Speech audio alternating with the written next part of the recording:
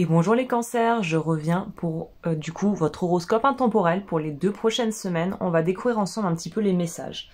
J'ai déjà brassé les cartes, donc vous ne les voyez pas parce que de toute façon, bah voilà, le plateau est assez petit, donc c'est sûr que vous n'allez pas pouvoir les voir, mais je les ai pas vus, donc on va découvrir ensemble les cartes. On va faire un tirage en 4 cartes. Première carte, c'est de là où vous venez, ce que vous emmenez avec vous. Oh, dis donc, ça a l'air d'être un petit peu dans les énergies actuellement. En tout cas, au moment où moi j'enregistre, il y a une notion d'équité, de justice, de droiture, de faire ce qui est bon, de faire ce qui est bien. Si vous avez dans votre thème astral de la balance, quelque part, je vous invite chaudement à aller voir parce qu'il y a, je pense, quelque chose qui va se rapprocher de ce que les balances vont vivre là et ont vécu aussi ces derniers temps. Donc voilà, typiquement vous êtes cancer ascendant balance, cancer lune en balance, voilà, ça pourrait être pour vous.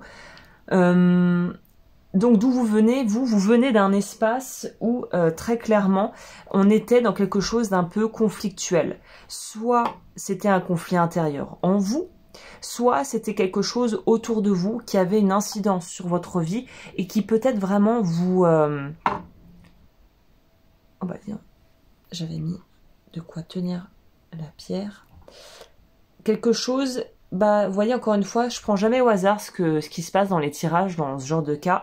Peut-être qu'il y avait quelque chose qui est un peu tombé à l'eau, ou qui a pris une tournure inattendue, un peu comme quelque chose qui tombe, boum.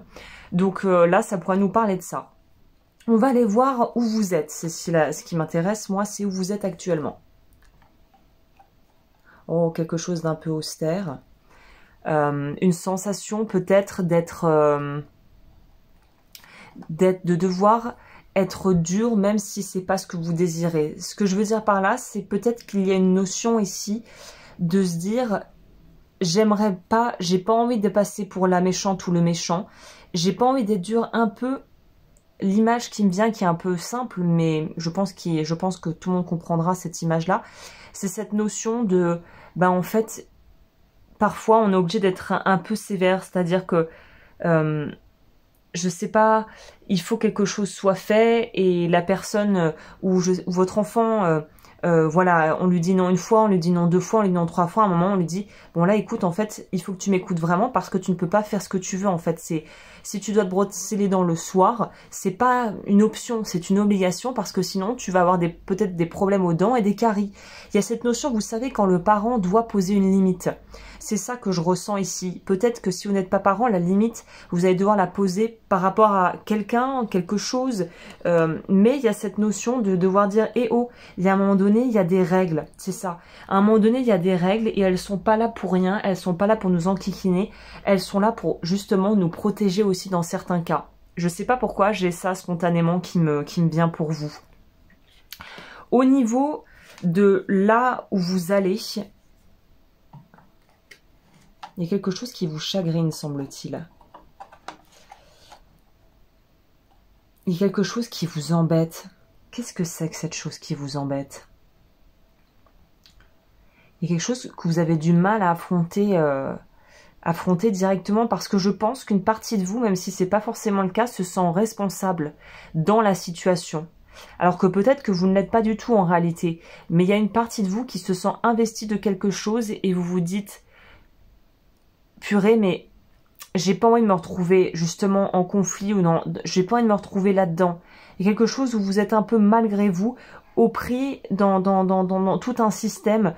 Je sais pas si c'est relationnel, si c'est professionnel, mais vous vous retrouvez au prix dans une situation où peut-être que vous devez jouer le jeu de médiateur, vous tempérer, et en fait, vous prenez sur vous des angoisses et du stress et peut-être des responsabilités qui ne vous appartiennent pas. Donc là, le conseil déjà qu'on pourrait vous donner à cette étape, c'est ne prends pas sur tes épaules tout le poids du monde. Si c'est pas toi, si c'est pas ta responsabilité, si t'es pas directement impliqué, en fait, préserve-toi, protège-toi, préserve-toi. Quel est le conseil ici? Voilà, ok, bon, ça complète le tirage. Faudrait que je les attache, on va voir comment je vais faire, mais... Là, le conseil supplémentaire ici, est vraiment, il est lourd de sens. Je pense que c'est très cohérent en fait avec le reste. C'est ici, on te dit, si quelqu'un fait n'importe quoi, laisse-le en payer les conséquences. Vraiment, de façon très littérale. Si quelqu'un autour de toi a des comportements qui ne sont pas ok, fait des choses peut-être dans la famille ou dans l'entreprise qui en gros ne sont pas saines, mais ce n'est pas à toi d'essuyer les pots cassés. C'est ça qu'on vient de dire ici. Si ce n'est pas de ta responsabilité, ne va pas te mettre dans des affaires et te mêler de choses qui ne t'appartiennent pas. Chacun récupère en gros sa mise. Chacun choisit comment il va miser, comment il va jouer ses pions. Tu ne peux pas jouer les pions des autres. En fait, tu ne peux pas jouer les pions pour les autres. C'est pas possible. Donc là, on a cette notion très clairement de, en gros, focalise et reste centré sur toi, sur tes besoins, sur ce que tu peux faire pour toi, parce que tu ne peux pas interférer dans certains choix de la vie des autres. C'est vraiment comme ça que je lirai j'interpréterai cette lecture. C'est très, je pense que c'est presque presque philosophique parce que on te demande finalement de laisser la vie suivre son cours. Et c'est pas facile quand on est attaché à des gens ou qu'on veut faire le bien. Et je vais prendre c'est un exemple qui me vient, qui est vraiment là tout cuit pour moi tout prêt. J'ai regardé, je me suis remise à voir la série Charmed avec les sœurs Halliwell. Pour celles et ceux qui ne connaissent pas, c'est l'histoire, les péripéties de 3 sœurs qui sont sorcières.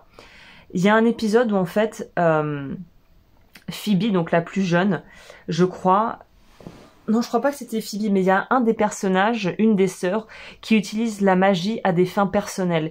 Et en fait, je veux pas tout vous spoiler, c'est dans la saison 2, je crois. Elle utilise la magie à des fins personnelles et ça a tout un tas de répercussions qui finalement leur font prendre conscience qu'elles ne sont pas là pour changer ce qui est, changer les faits ou punir les méchants, entre guillemets, mais pour protéger les innocents. Prenez comme vous le sentez, mais je pense que c'est un message qui, pour moi, correspond bien à l'énergie de ce que je ressens ici, de ce que je vois des cartes, de ce que je peux décrypter des cartes. Voilà, et bien écoutez, j'espère que ça aura pu vous éclairer. Voilà, c'est une guidance qui vraiment est assez intense et qui demande réflexion pour le coup. Sur ce, si ça vous a plu, bien sûr, n'hésitez pas à mettre un pouce en l'air, à vous abonner, et moi je vous dis à très bientôt pour de nouvelles aventures. D'ici là, prenez soin de vous.